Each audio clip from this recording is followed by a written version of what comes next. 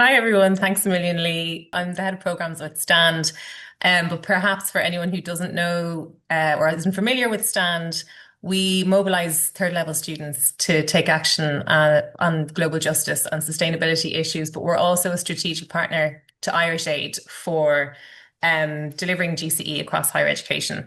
So it's really nice to see lots of people here, and I hope everyone has been having a nice summer. Today, I'm looking forward to sharing some of the learnings from our experience in piloting this new national GCE digital badge for staff. So I'll share, as Lee has introduced, I'll share a little bit through some slides, and then I'll invite my colleagues in Eilish, Gertrude, and Charlotte to share some of their own reflections as well. So for those maybe who aren't familiar with this open course .ie platform, it's a platform that supports continuous professional development for staff working in higher education.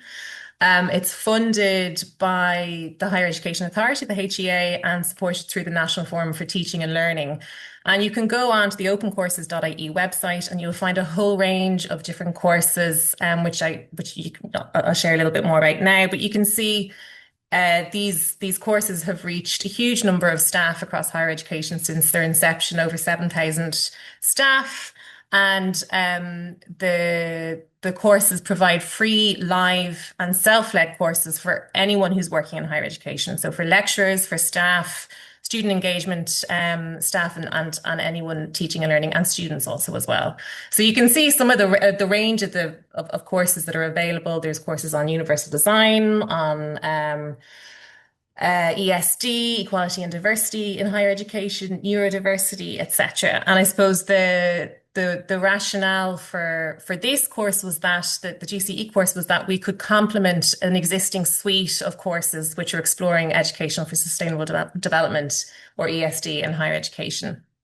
So how this began as a project, it was back long ago in 2025 when Stand, alongside colleagues in Maynooth, UCC, and Mary I, submitted a proposal to the HEA to develop this new course on GCE. And happily, we were successful with the application. We worked on this pilot development between January and March of this year, and we rolled out the first live pilot in April and May of this year. So on the team, we had Dr. Brie Golden from Mary I, Eilish Dillon, who's here, Gertrude Cotter, who's here, Dr. David Nyaluke, and Charlotte, my colleague Charlotte at Stand. And we were also really lucky to be well supported by the Teaching and Learning Department at Maynooth University, who were the lead applicant to the HEA for this course. So together, we developed an introductory 6-week course for staff called Embedding GCE into Higher Education. And what that looked like was 25 hours of learning over 6 weeks for participants. There were weekly live online sessions on a Thursday from 1 till 2, and then peer triads, which were groups of participants, 3 to 4 participants had their own weekly meetings together to have deeper discussions and conversations, and then a weekly assignment which participants were to submit.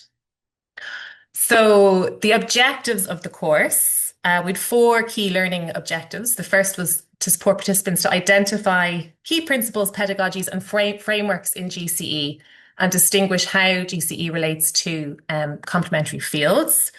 We also wanted to support participants to locate and reflect on examples of good practice in embedding GCE within higher education, to explore opportunities for integrating GCE values, perspectives, and methodologies into their own contexts, and to develop an actionable activity plan or resource that demonstrates how GCE can be embedded or strengthened within their work. So I thought it would be interesting to just share a little bit around the kind of the profile of participants that joined this pilot. So we actually had, so just go back to my notes. I think we had 46 applications, including 5 applications from international universities in Iceland, Australia, Vietnam, South Africa, and the UK, which was interesting. We're not quite sure how they found out about the course, but we had 33 staff complete the course and representing 14 different higher education institutions. So you can see here a good representation from Maynooth, Mary I, Limerick, UCC, and then lots of other participants representing other institutions, which is, of course, in the context of the number of people working in higher education, it's a drop in the ocean, but I think the spread is worth noting. And the majority of people who joined this course, well, no, sorry, that's not the majority, but the greatest proportion were coming from an education background. But we also had staff working in business and accounting, in finance, humanities, psychology, law, geography, and a whole spread of different departments and disciplines. So some of the questions that staff or participants brought to this course, we invited people to share some of the tensions or questions they wanted to explore. You can see some of them here, how best to address xenophobic speech and language using a non-judgmental approach. One participant was interested in how ESD and GCE can exist together in the institution without appearing to be two separate things. How to decolonize my curricular approach, what does epistemic justice look like in my discipline, etc. I won't talk too much about the content itself, but each week we had a different theme. So weeks 1 and 2, we're looking at foundations and context and key debates in GCE. Week 3, we were looking at creative and participatory methodologies. Week 4 was around integrating a global justice lens across subjects and curricula. Week 5, we looked at non-formal GCE, and then week 6 was looking at next steps in integration of learning into practice.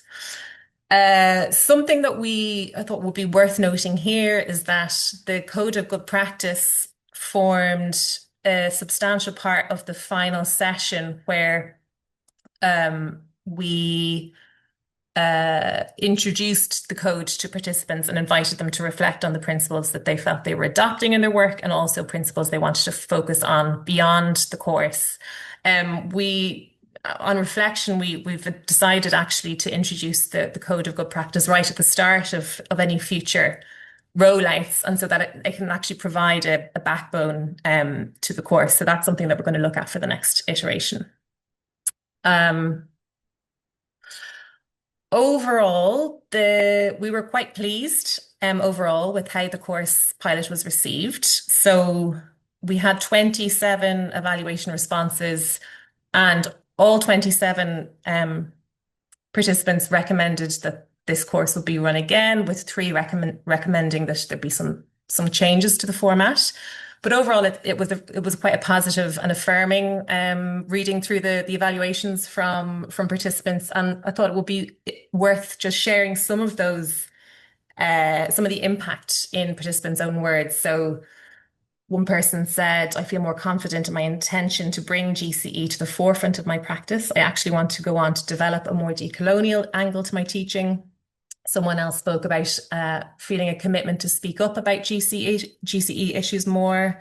The course has deepened the justice focus of my sustainability work and strengthened my use of participatory critical approaches. And somebody else said it strengthened my understanding of how higher education can support critical thinking, intercultural awareness, and global responsibility. One, I suppose, quote which stood out was, "I don't see GCE as something to add now, but rather a valuable lens through which I will make resource selections and hopefully curricular and assessment adjustments." So from our side, we've now rolled out the pilot, and we have reflected a little bit on the learnings. Of course, there were many. I'm pulling out some of those learnings now, but I'm sure my colleagues will speak more to this in their own reflections. I suppose one limitation was how to design and run this course within the constraints of an open course format, where the sessions are really very short. They're really 50 minutes. There's only six kind of contact hours.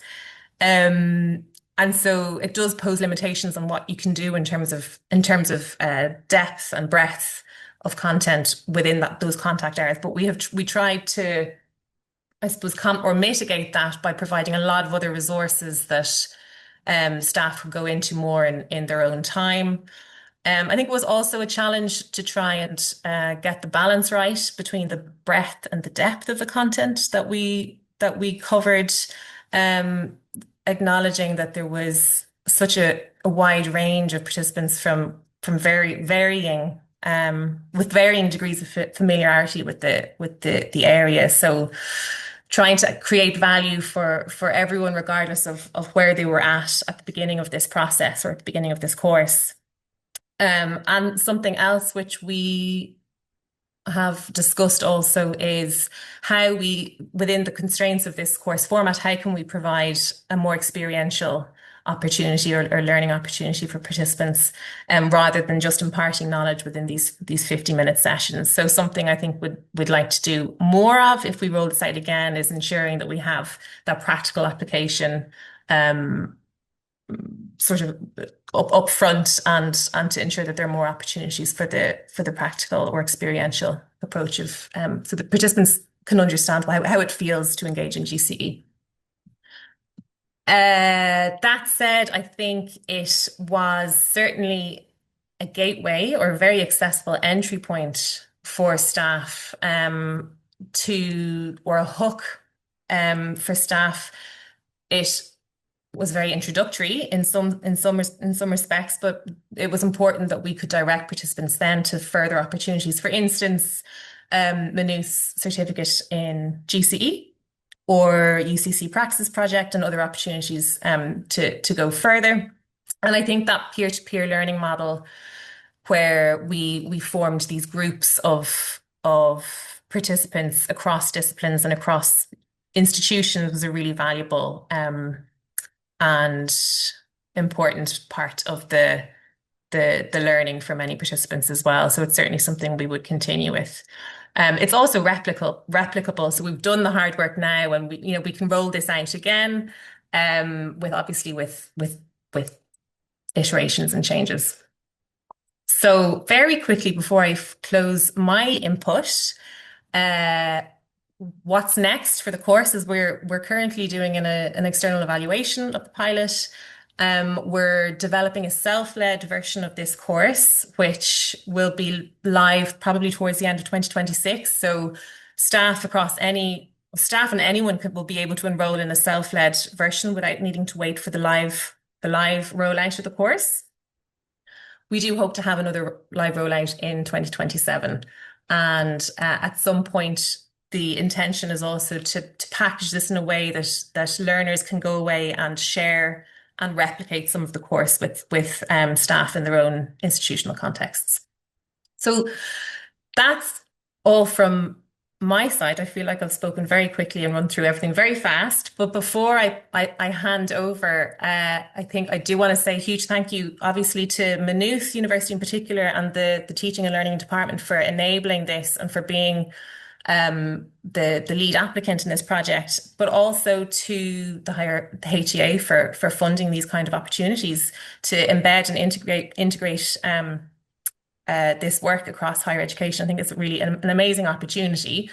And of course, huge thanks to my colleagues who've come and put so much time into developing and facilitating this course. I was really, first of all, I wanted to say that one of the reasons this course was so successful was because of Caitríona's work. So while she's thanking everybody else, we need to remember that her and the team around her, Alison as well, and Goethe, I mean, Caitríona did a fantastic job. And that is, important to say both personally, but also in terms of the way a course like this succeeds or whatever, why it succeeds, because there's good people around it.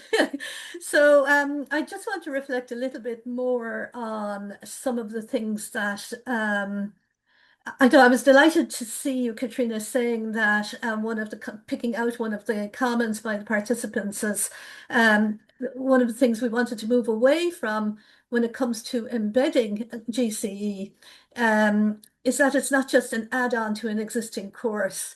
Sometimes we just add on a lecture on the SDGs or an international case study or a discussion about inequality or something. I really like that quote because those things are important and valuable, but I think embedding GCE asks us to go kind of further than that. And I was thinking that there were kind of three, well, there were many questions, but three questions I picked out were in terms of embedding and kind of the lens side of things is three questions is what knowledge are we teaching? How are we teaching it? And what kind of graduate are we trying to form? The thing is, when you're teaching and working with people, and I've been doing it myself now for 10 years, like with people from all these different disciplines across a university, it really kind of makes you think of GCE as a lens and as a lens on the world kind of thing with a lens with a global justice kind of a global justice lens is what I'm saying. So like all of these disciplines have their own bodies of knowledge. Some will have kind of global justice in them in some way, others may not. So, they're going to be very authoritative. But what we need to ask is, how can GCE encourage the participants to ask some further questions?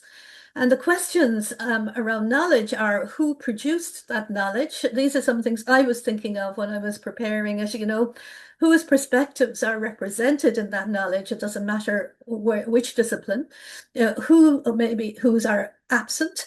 How have historical and contemporary relations of power shaped what we regard as legitimate knowledge? And that actually applies to every single discipline. So, that might mean looking at not just an add-on, but actually looking at the scholarship that's dominating in our reading lists, whose experiences appear, what case studies, or whether apparently neutral disciplinary knowledge, because there is a sense that people believe that what they're reproducing is neutral, and how this can vary and have very, very different consequences for different kind of groups. So it's not simply about what I was trying to get across, I think, was it's not simply about adding more international content. It's about looking critically at knowledge itself, for example. I mean, there were many ways we could think about this. And the second thing I think that was important is how we are teaching. The pedagogy matters as well. We explored, as Caitríona said, the dialogical, participatory, and critical approaches to learning, encouraging the participants to question assumptions in particular. And I think that really came out in the comments afterwards. I think there was really good engagement, listening to different perspectives, reflecting on their own positionality. I read through some of the assignments, and I think that critical reflection was very, very strong, which was really encouraging. Encouraged with, and engaging with the complexity. And these are not easy questions, and they're not easy, and there are definitely no easy answers. So I think that creative and experiential methodologies section was very important, and I'm glad we gave it, at least one section of its own, one class of its own. I think that was really important. So if we are talking about participation, equality, justice, there should ideally be some relationship between those values and the way learning itself is organized. Now, that I found very challenging in the time that we had, and we could always be improving. Of course, we're always trying to get things better. And then I think the other thing that I reflected on myself while I was doing it, and it's something that actually I hadn't thought about. I know it sounds ridiculous, but what kind of a graduate are we talking about here?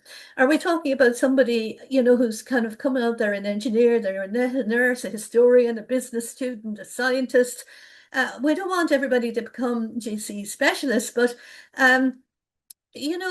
but would we ask, I kind of felt like, are we really kind of imagining where all these people, all these professionals will leave a university and not only technically, but professionally competent, but we want them also to kind of recognize the kind of ethical, social, environmental, and justice implications of the decisions they are making.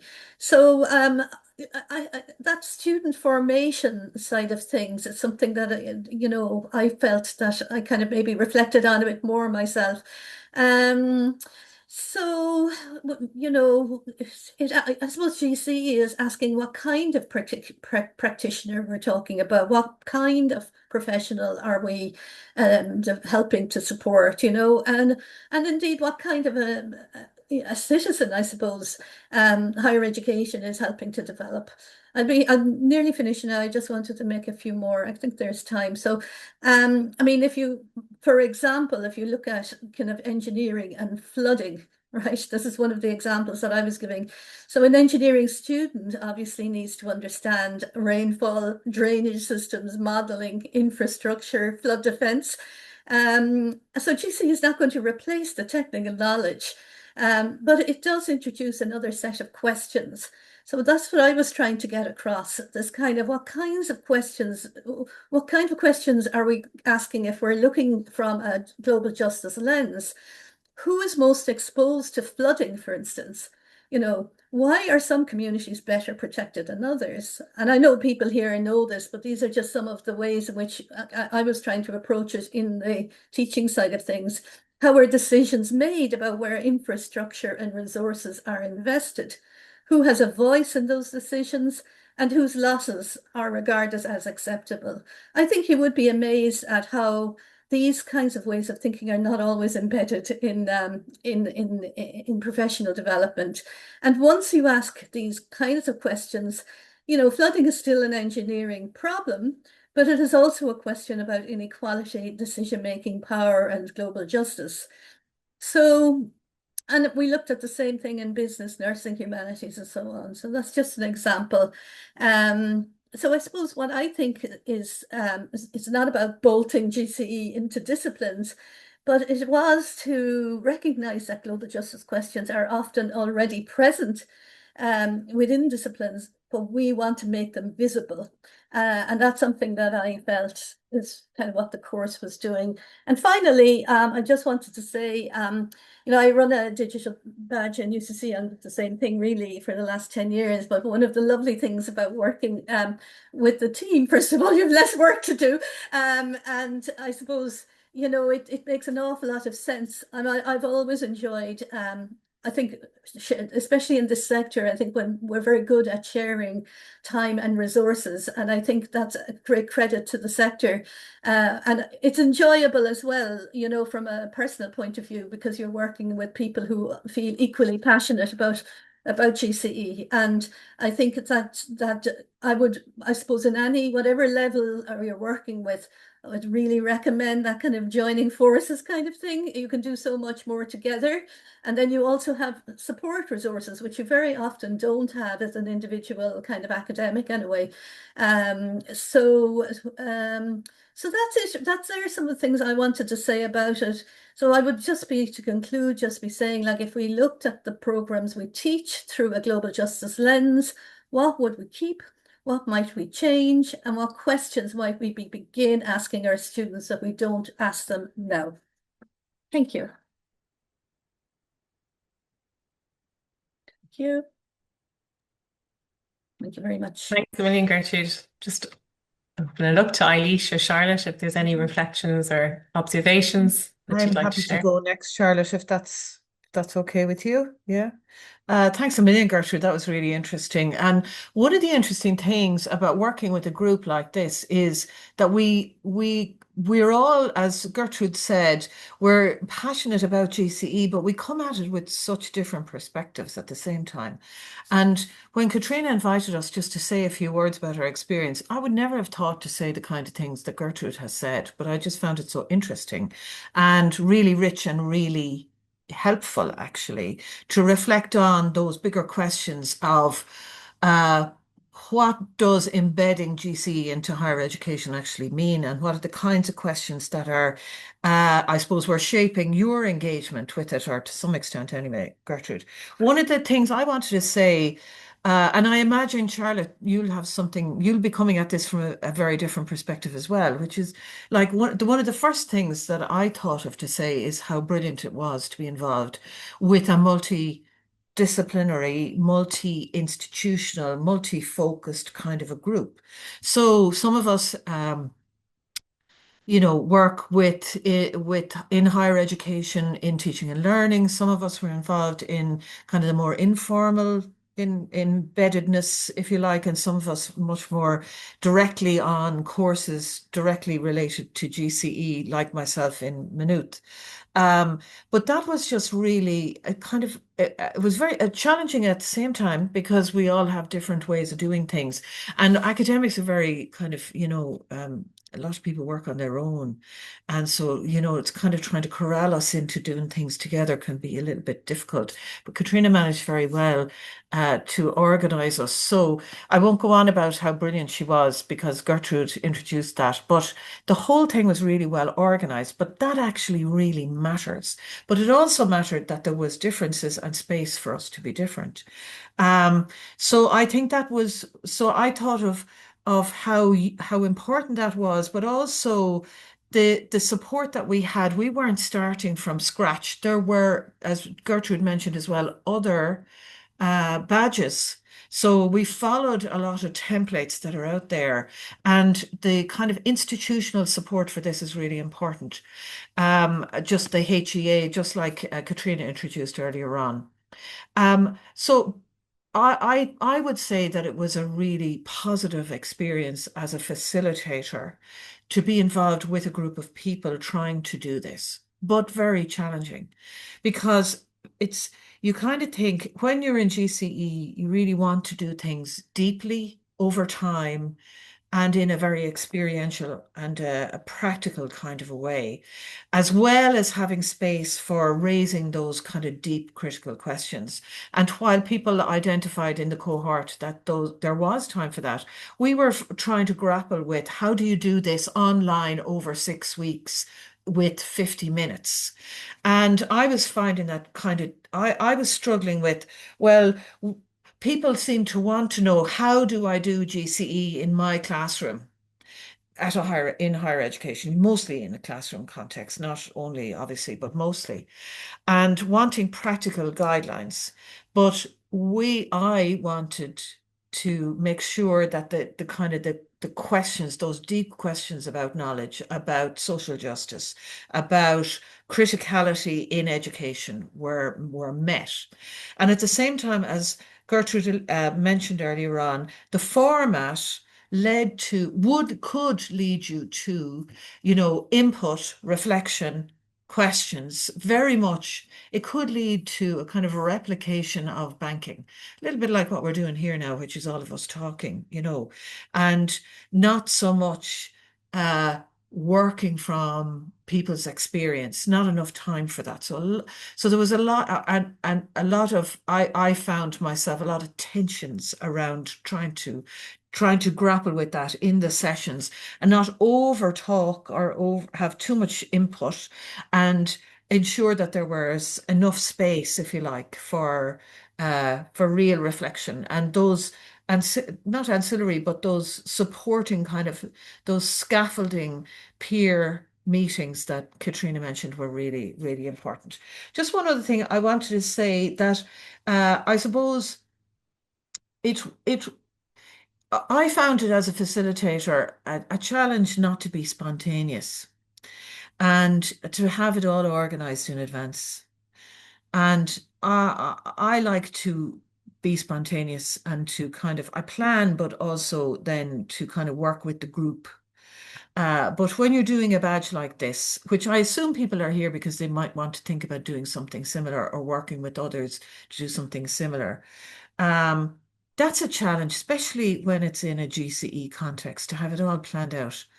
Oh, I found that really difficult, I'll be honest with you. But I understood why it was important.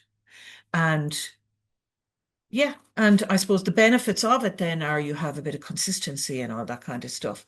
And did I want to say any one other thing? Overall, I found it a really excellent experience. I would encourage other people, if they are thinking of doing something similar, as Gertrude mentioned and Caitríona talked about, that multidisciplinary, bringing people in, building on experience, all of that really matters, I think. So I don't really have anything else to say at the moment. Thanks a million. It's all been said so eloquently by Gertrude and Eilish. I was racking my brains thinking, like, what was a standout for me being part of this? And it's already been said, just that process piece. And I think that might be interesting for those of you attending, if you're interested in doing this badge yourself. Yeah, the behind the scenes piece, the whole thing worked so smoothly.